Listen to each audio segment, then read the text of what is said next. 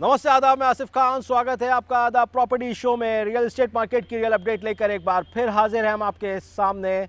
और इस बार हमारे खास एपिसोड में कुछ खास गेस्ट हमारे साथ मौजूद हैं जो कि प्रदेश भर के रियल एस्टेट बाज़ार में एक अहम किरदार निभाते हैं और लंबे समय से बैक ऑफ द सीन काम कर रहे थे। अब CSR के साथ में बहुत सारे नई एक्टिविटीज़ के साथ जुड़ करके राजस्थान रियल एस्टेट में एक अहम किरदार निभा रहे हैं और इसीलिए आज वो हमारे साथ हैं। सबसे पहले हम आपका इंट्रोडक्शन कराते हैं उनसे।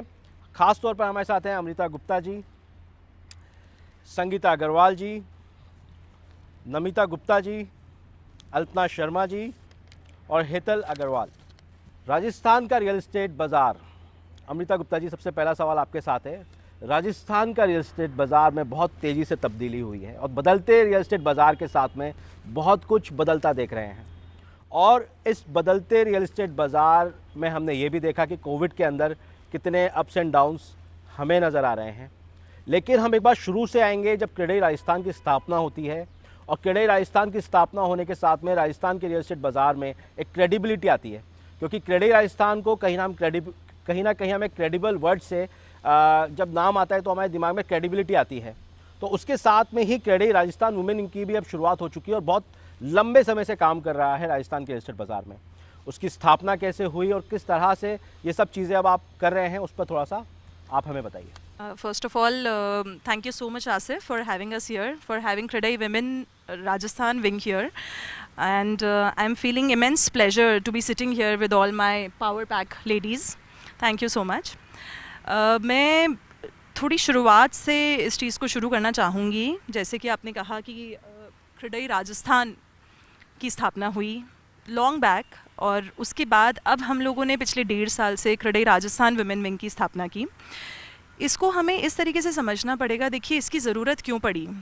आज हम देखें तो इंडिया ग्रो नहीं कर पा रहा है, ये हम लोग समझ रहे हैं, जानते हैं।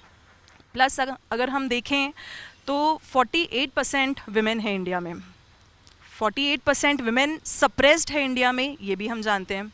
अगर हम NSSO की रिपोर्ट उठाकर देखें तो उसमें बताया गया है कि 48% जो महिलाएं हैं उनमें से सिर्फ 4% विमेन हैं जो कि ऑर्गेनाइज्ड सेक्टर को पार्टिसिपेट करती है। अगर हम ये देखें कि सिर्फ 4% महिलाएं हैं जो वर्कफोर्स हैं इंडिया के लिए, और हम कंपेयर करें किसी भी कैपिटलिस्ट या फिर किसी भी पावरफुल कंट्री से, जैसे कि US, चाइना, तो हम देखते हैं वहाँ का जो परसेंटेज है वो है 71% to 75%। तभी शायद वो कंट्री डेवलप्ड है।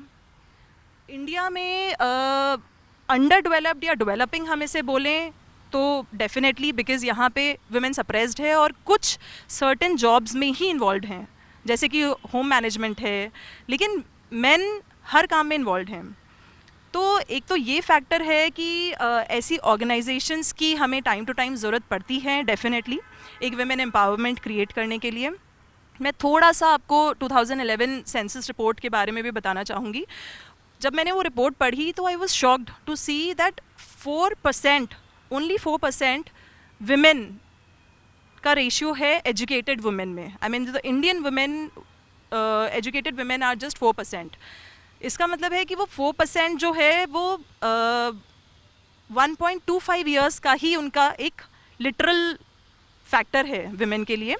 हम देखें तो इसका मतलब क्या हुआ कि नर्सरी से उन्होंने पढ़ना शुरू किया और KG में उन्हें बोला गया कि पढ़ाई हो गई पूरी ख़त्म। तो दैट मीन्स एक कंट्री के लिए अगर हमें डेवलप्ड कंट्री तक पहुंचना है तो हमें एक इक्वलाइजेशन पर आना पड़ेगा, इक्वल पार्टिसिपेशन बढ़ाना पड़ेगा मेन और वुमेन दोनों का। अगर हम बात करें वर्ल्ड बैंक रिपोर्ट की तो उसके अंदर अगेन हमारी जो कंट्री का रैंकिंग है वो है 121 among 131 nations in women workforce. So that shows that we require a lot of efforts. Definitely पिछले कुछ decades से इस फील्ड में काफ़ी कुछ डेवलपमेंट हुए हैं। हम देख रहे हैं कि हर तरफ women empowerment, women education, काफ़ी अवेयरनेस स्प्रेड हो रही है। और आई थिंक हम लोग इसी फैक्टर को रिलेट करते हुए जब हम लोगों ने देखा कि जो रियल एस्टेट सेक्टर है उसके अंदर विमेन का पार्टिसिपेशन कहीं ना कहीं नेग्लेक्टेड था, तो उसी को देखते हुए पिछले 3 साल से क्रेडाई नेशनल विमेन विंग बनाई गई और पिछले 1.5 साल में हम लोगों ने जुलाई 2019 में हम लोगों ने क्रेडाई राजस्थान विमेन विंग की स्थापना की। उसके बाद हम लोगों ने हर एक 1.5 साल में हम लोगों ने काफ़ी कुछ काम किए। जैसे कि कोई भी ऑर्गेनाइजेशन होती है तो उसकी एक सोशल रिस्पॉन्सिबिलिटी के साथ वो शुरू होती है। So we have definitely catered CSR activities, हम लोग एंटरप्रेन्योरशिप, नेटवर्किंग, हम लोग ऐसा प्लेटफॉर्म एक वुमेन डेवलपर्स को प्रोवाइड करना चाहते हैं जहाँ पे वो पर्सनली और प्रोफेशनली दोनों तरीके से ग्रो कर पाएँ। तो I think CREDAI Rajasthan women wing को जिस तरीके से हम लोगों ने फॉर्मुलेट किया है वो हम लोग डेफिनेटली राजस्थान में कुछ चेंजेस पॉजिटिव वे में लेकर आ पाएंगे रियल एस्टेट सेक्टर अमृता में। जी, आपसे जानना चाहूँगा कि आप बात कर रहे हैं वुमेन एम्पावरमेंट की, तो आप बात कर रहे हो कि क्रेडाई राजस्थान वुमेन विंग 1.5 साल पहले स्टार्ट की गई राजस्थान में, लेकिन क्या आपको लग रहा है कि अभी भी जो अहमियत और जो रुतबा मिलना चाहिए वो मिल पा रहा है इस विंग को, या CSR एक्टिविटीज़ से आप लोग कुछ बाहर, क्योंकि हमने देखा है कि अभी आप आ रहे हैं धीरे धीरे, लेकिन क्या जो, क्योंकि बहुत मुश्किल होता है एक लड़की के लिए, क्योंकि आपको बहू भी बनना है, आपको घर जाके घर भी संभालना है और बहुत सारी रिस्पॉन्सिबिलिटी है यहाँ पर, तो ऐसे में कितना उसको कॉप अप कर पा रहे हैं, कितना वो चैलेंजिंग है? देखिए, आपने बहुत ही अच्छा बोला। डेफिनेटली एक विमेन को मल्टीटास्किंग क्यों कहा गया है, क्योंकि मल्टीटास्किंग है घर में तो डेफिनेटली विमेन अपने आप को प्रूव कर चुकी है। फोर फ्रंट में आकर एक वुमेन वर्कफोर्स को एजुकेटेड वे में अपने आप को प्रेजेंट कर सके और हमारी कंट्री में कुछ कंट्रीब्यूशन, कुछ नहीं, definitely it should be 50-50% contribution.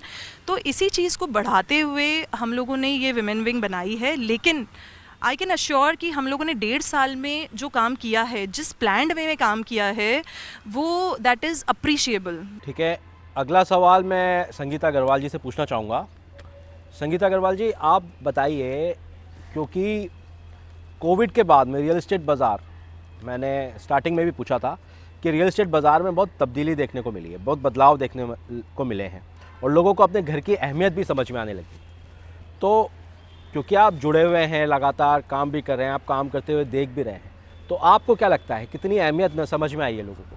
Covid के बाद लोगों को घरों की अहमियत समझ में आ गई है, क्योंकि कोविड से बचाव का घर ही एक साधन है। रियल एस्टेट से जुड़े हुए लोगों को, ग्रुप्स को और एंड यूज़र्स को कोरोना महामारी जैसी महामारी को ध्यान में रखते हुए एंड यूज़र्स के लिए घरों की सुविधा में कुछ चेंजेस किए हैं। जैसे कि आने वाले प्रोजेक्ट्स में लिफ्ट के ऑप्शन में वॉइस कमांड का ऑप्शन दिया जा रहा है। साथ ही डिस्टेंसिंग को ध्यान में रखते हुए लिफ्ट का साइज़ बढ़ाया जा रहा है। फ्लैट्स में एक रूम को ऑफिस ऑप्शन के लिए दिया जा रहा है, ताकि वर्क फ्रॉम होम प्रॉपर तरीके से हो सके। फ्लैट्स में रूम साइज़ बढ़ाया जा रहा है, साथ ही साथ हर रूम में अटैच टॉयलेट्स की भी सुविधाएं दी जा रही हैं। साथ ही साथ हम कोशिश कर रहे हैं कि हर रूम में बालकनी की सुविधा दें, ताकि वेंटिलेशन आसानी से हो सके। इसके साथ साथ हम सोसाइटी में एक मिनी ICU भी प्लान कर रहे हैं, ताकि एकदम जो कोई भी इमरजेंसी हो वो उसी वक्त संभाल ली जाए। बहुत अच्छी बात है, बहुत अच्छे बदलाव किए हैं, बहुत अच्छे चेंजेस किए हैं। ख़ास तौर पे जो आपने बताया एलिवेटर के अंदर, लिफ्ट के अंदर जो वॉइस कमांड दिया है, एक ऑफिस वर्क फ्रॉम होम बड़ा ऑप्शन चल रहा है, तो उसके लिए एक अलग से रूम दे दिया गया है। अमृता जी, एक बार वापस आपके पास आऊँगा मैं, क्योंकि रियल इस्टेट के बारे में जब बात की जाती है तो एक बात ये निकल कर आती है साहब, ज़मीनों की बड़ी स्कैर्सिटी है, ठीक है। एक बात ये भी निकल कर आती है क्योंकि अब गुड़गांव, दिल्ली, मुंबई का रियल एस्टेट बाज़ार की तर्ज पे राजस्थान का रियल एस्टेट बाज़ार डेवलप हो रहा है, यहाँ पे वही डेवलपमेंट नज़र आ रहा है। तो क्योंकि एक ये भी कहा जाता है कि यहाँ पर जो बिल्डर्स या इन्वेस्टर्स इसलिए भी आ रहे हैं क्योंकि वहाँ पर ज़मीनों की स्कैर्सिटी है, कमी है। तो आपको क्या लगता है, क्या सही लिहाज से डेवलपमेंट हो रहा है? जो रियल एस्टेट अभी ग्रो कर रहा है वो क्या सही ग्रो कर रहा है? वर्टिकली ग्रो करना चाहिए, उसको लेकर आप थोड़ा बताइए। आज रियल एस्टेट इंडस्ट्री है, अपने आप में एक बहुत बड़ी इंडस्ट्री है और जिस तरीके से कंट्रीब्यूट कर रही है हमारे कंट्री के GDP को, मैं थोड़ा सा रिफ्लेक्शन उस पर डालना चाहूँगी। आज की डेट में अगर हम सर्वेज देखें तो रियल एस्टेट सेक्टर अपने आप में सेकंड लार्जेस्ट एम्प्लॉयमेंट जनरेटर है इंडिया के लिए, एग्रीकल्चर के बाद। यहाँ पर 5.9 करोड़ वर्कर्स हैं जो हमारे साथ एसोसिएटेड हैं कंस्ट्रक्शन सेक्टर में, जो कि करीबन बनाता है 12% हमारे टोटल इंडियन वर्कफोर्स का। अगर हम इतना वर्कफोर्स हमारे साथ रियल एस्टेट में जुड़ा हुआ है तो that means real estate industry अपने आप में एक काफ़ी महत्वपूर्ण इंडस्ट्री है। प्लस यहाँ पर 250 एंसिलरी इंडस्ट्रीज़ हैं जो कि इस इंडस्ट्री पर, रियल एस्टेट इंडस्ट्री पर डिपेंडेंट हैं। जैसे हम ले लें सीमेंट, स्टील, पेंट एट्सेट्रा। तो कंट्रीब्यूशन जो अगर जीडीपी में देखें तो प्रेजेंटली 6 to 7% जीडीपी में, इंडिया के जीडीपी में रियल एस्टेट सेक्टर कंट्रीब्यूट कर रहा है। बिल्कुल, अमृता जी ने बहुत अच्छे से समझाया अभी तक कि रियल एस्टेट इंडस्ट्री किस तरीके से ग्रो कर रही है। और कोविड टाइम्स के बारे में बात की हमने। फ़िलहाल वक्त तो चला है द प्रॉपर्टी शो में एक छोटे से ब्रेक का। ब्रेक के बाद भी बात करते रहेंगे और जानते रहेंगे राजस्थान के रियल एस्टेट बाज़ार और जो कोविड टाइम्स के बाद में जिस तरीके से रियल एस्टेट बाज़ार में तब्दीली आ रही है उसको।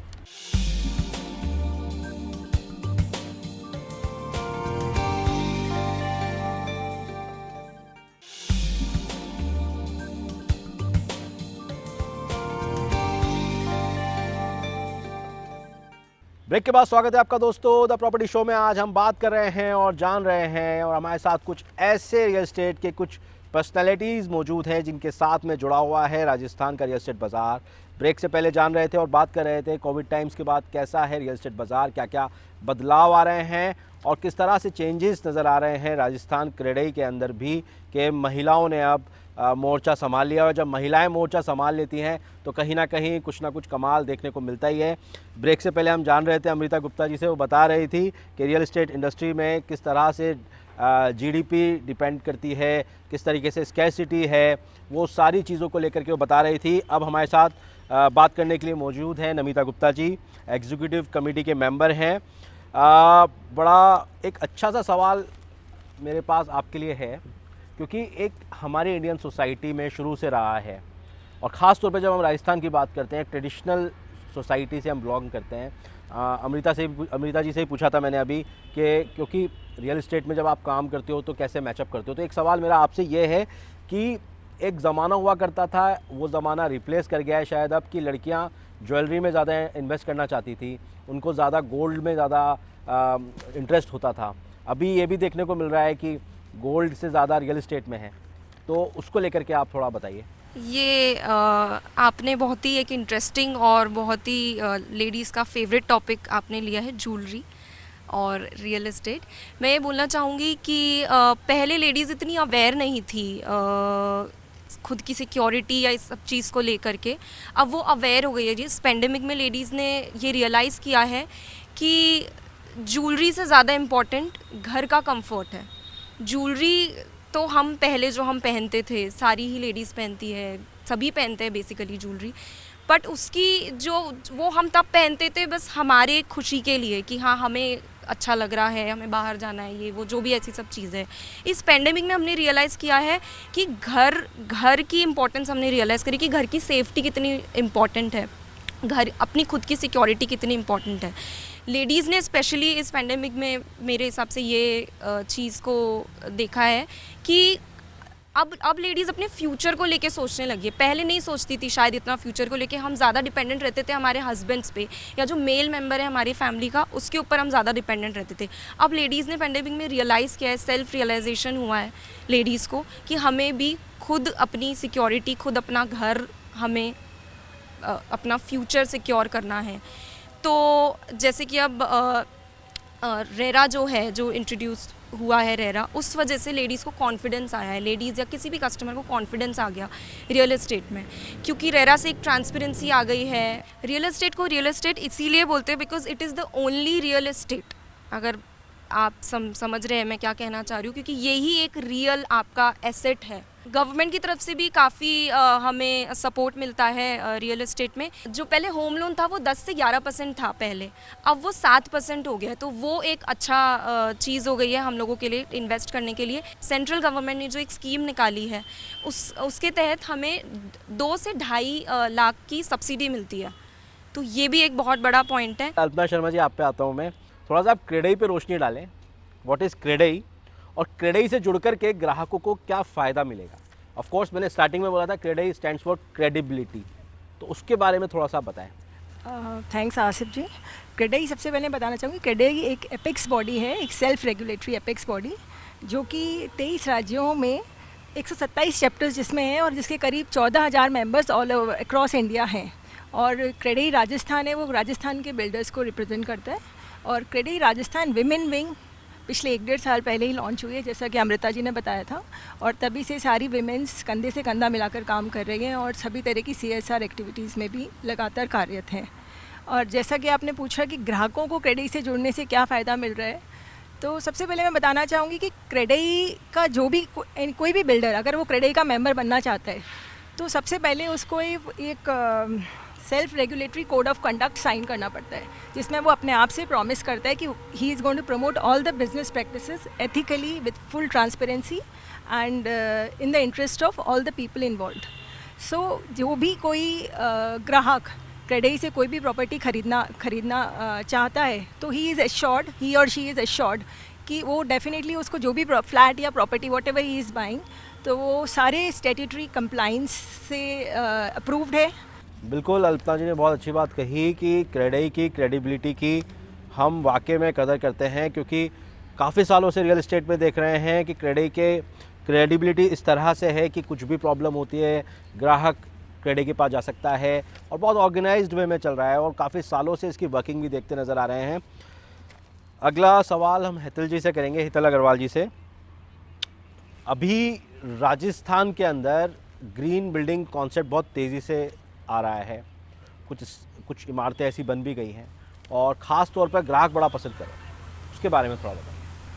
हाँ जी आसिफ जी, ग्रीन बिल्डिंग डिज़ाइन कॉन्सेप्ट से नेगेटिव इम्पैक्ट्स कम होते हैं और जो हमारी क्लाइमेट और नेचर एनवायरनमेंट है वो उसको पॉजिटिव इम्पैक्ट दिखाई देते हैं उसमें ग्रीन बिल्डिंग डिज़ाइन से।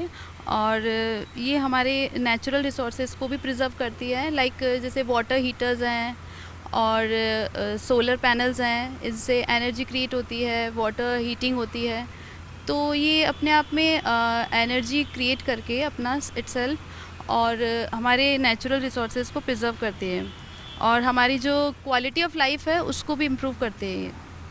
और इसको बनाने में जो मटेरियल यूज़ होता है वो सब रिसाइक्लेबल होता है, रीयूजेबल होता है, जो कि इसको इको फ्रेंडली बनाता है। इंडिया में पॉपुलेशन बहुत ज़्यादा है, इसलिए वहाँ पर एनर्जी कंजम्पशन बहुत ज़्यादा है, तो ग्रीन बिल्डिंग कॉन्सेप्ट से हम एनर्जी उसमें बहुत कम यूज़ होती है। बिल्कुल, ग्रीन बिल्डिंग कॉन्सेप्ट के बारे में हितल अग्रवाल जी ने बहुत अच्छे से समझाया, क्योंकि क्यों इम्पॉर्टेंट है, क्या रीज़न्स है, जिस तरीके से पॉल्यूशन बढ़ रहा है, जिस तरीके से और चेंजेस हो रहे हैं, क्लाइमेट को लेके बहुत सारी बदलाव नज़र आ रहे हैं, तो बहुत ज़रूरी है अभी जो कॉन्सेप्ट चलता आ रहा है। एक बार फिर अल्पना जी के पास आऊँगा मैं। सबसे पहले तो अल्पना जी आपसे जानना चाहूँगा, और आप सबसे इस बात को लेकर आप लोग शायद मेरी बात पर मुखातिब होंगे कि बहुत तेज़ी से हमारे ख़ास तौर पे जयपुर में, राजस्थान के अंदर एक ट्रेडिशनल फैमिली कॉन्सेप्ट रहा है और राजस्थान वासियों ने, जयपुर वासियों ने बहुत प्यार से अपनाया है फ्लैट कल्चर को। और एक वक्त होता था जब ट्रेडिशनल हम सब जॉइंट फैमिली में रहा करते थे, अब न्यूक्लियर फैमिली कॉन्सेप्ट आ गया है। तो न्यूक्लियर फैमिली के साथ साथ कई लोग ऐसे हैं जो आज भी अपने माता पिता को साथ लेके चल रहे हैं, लेकिन क्या फ्लैट कल्चर उस सभ्यता को, उस चीज़ को अपना पा रहा है? क्या उन लोगों के लिए सही है?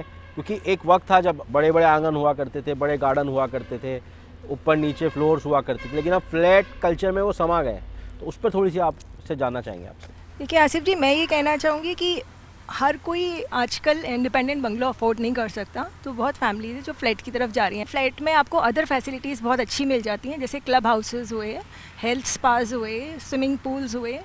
तो कोई भी फैमिली अगर फ्लैट में रह रही है तो और उसमें सभी एज ग्रुप्स के हो, जैसे अगर बहुत अच्छे गार्डन्स भी होते हैं आजकल बिल्डिंग्स में, तो जो पेरेंट्स साथ में रह रहे हैं, अदरवाइज़ एक इंडिपेंडेंट अगर बंगलों में वो रह रहे हैं, तो उनके पास उनके जो बड़े बूढ़े लोग होते हैं उनके साथ कोई है नहीं जो उनके साथ टाइम व्यतीत कर सके। बट अगर वो फ्लैट में रह रहे हैं तो बिल्डिंग में और भी कई लोग हैं जो उनके साथ उनको अच्छे फ्रेंड सर्किल उनका बन सकता है, healthy friend circle. Even ladies के लिए भी बहुत अच्छा सर्कल डेवलप।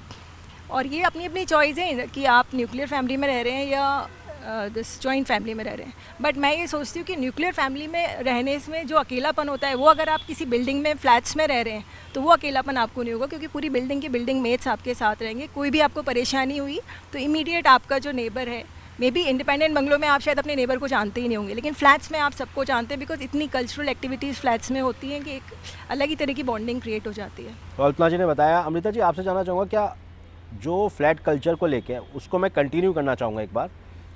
जिस तरीके से मेरा सवाल था कि क्या हम लोगों ने उसको अपना लिया है राजस्थान में, या जयपुर में अपना लिया गया है, क्या हम उसके इतने यूज टू हो गए हैं? क्योंकि आज भी वो ट्रेडिशनल वैल्यूज़ कुछ ज़्यादा ही करते हैं और न्यूक्लियर फैमिली कॉन्सेप्ट इतना नहीं है अभी, लेकिन क्या ज़रूरत के हिसाब से अपन ने उसको अपना लिया है? और क्या सिक्योरिटी पॉइंट ऑफ व्यू से हम बड़े शहरों के मुकाबले यहाँ पर दे पा रहे हैं वो सिक्योरिटी पॉइंट ऑफ व्यू जो कि मिलना चाहिए फ्लैट कल्चर्स में?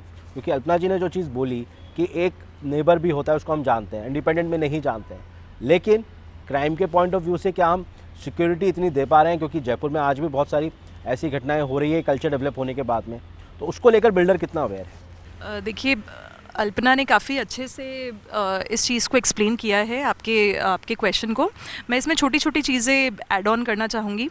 जैसे फ्लैट कल्चर, डेफिनेटली हम लोग ने बात की थी वर्टिकल ग्रोथ की, कि हम लोग वर्टिकली ग्रो कर रहे हैं, तो फ्लैट कल्चर डेफिनेटली आ रहा है और बहुत ही पॉजिटिव वे में अडेप्ट भी हो रहा है, बिकॉज आज सबको अपने घर की ज़रूरत है। तो इंडिविजुअल बंगलोज़, डेफिनेटली जो इंडिविजुअल बंगलोज़ में रहते थे वो भी लोग प्रेफर करने लगे हैं कि वो फ्लैट्स में शिफ्ट हों। आज की डेट में हमें इंडिविजुअल बंगलों में रहते रहते अलग अलग प्रॉपर्टीज़ मेंटेन कर रहे हैं। मैं एक सेक्टर की बात कर रही हूँ कि आप आउट हाउस जाते हो, आपके पास अपना इंडिविजुअल बंगलो है, आप किसी क्लब हाउस में जाते हो शाम का टाइम स्पेंड करने के लिए। प्लस अगर मैं एक उससे डेफिनेटली दूसरे सेक्टर की बात करूं तो वो लोग भी हंट करते हैं सारी एक साथ क्लब्ड एक्टिविटीज़ की। तो फ्लैट कल्चर में जहां हम सोसाइटीज़ बना रहे हैं वहां पर हम पूरी तरीके से उसको इंटीग्रेटेड बनाते हैं कि आपको आउटडोर गेम्स भी मिल रहे हैं, आपको इंडोर गेम्स भी मिल रहे हैं, आपको डेफिनेटली एक सिक्योरिटी बॉन्ड मिल रहा है कि आपके साथ 24/7 there are hundreds of other families who are staying. एक आखिरी सवाल अमृता जी आपसे, क्योंकि आपने भी रेरा की बात करी, रेरा के आने के बाद में रियल इस्टेट कितना ऑर्गेनाइज्ड हुआ है। इनिशियली कहा जाता था कि रेरा बिल्डर्स के लिए परेशानी का सबब बन रहा है, ग्राहकों के लिए बहुत सारे फ़ायदे हैं, लेकिन अभी काफ़ी टाइम के बाद में जब रेरा आ चुका है, बहुत सारी चीज़ें क्लियर हो चुकी है, क्रिस्टल क्लियर हो चुकी है कि रेरा के क्या फ़ायदे हैं, क्या नुकसान है, पहले भ्रांतियाँ फैली हुई थी, उसके बाद कितना ऑर्गेनाइज्ड हुआ है, बिल्डर्स के लिए कितना फ़ायदे है, ग्राहकों के लिए तो है ही, दिख रहा है वो हमें। बिल्कुल। सो बेसिकली जो रेरा है, दिस इज़ अ रेगुलेटर जो कि 2016 में इम्प्लीमेंट किया गया। मतलब ये डेफिनेटली कॉन्सेप्चुअलाइज हुआ था कांग्रेस गवर्नमेंट की तरफ से, और इसको इम्प्लीमेंट किया बीजेपी मोदी सरकार ने। अब जब शुरू में आया था तो डेफिनेटली आपने सही बोला कि इसके लिए काफ़ी सारे डाउट्स थे लेकर, that how it will prove to the consumers, to the customers, to the builders. लेकिन जितना ये कस्टमर्स के लिए फ़ायदेमंद है उतना ही रियल एस्टेट बिल्डर्स के लिए फ़ायदेमंद है। तो रेरा के बाद काफ़ी सारे बदलाव आए, और बदलाव आने के साथ साथ में रियल एस्टेट के अंदर भी बहुत सारे बदलाव देख रहे हैं। क्रेडई राजस्थान में भी बदलाव नज़र आ रहे हों, जिस तरीके से मैंने कहा कि नारी शक्ति यहाँ आ चुकी है और नारी शक्ति ने मोर्चा संभाल लिया है, तो उसके बाद में अब बहुत सारे अच्छे बदलाव भी देखने को मिल सकते हैं।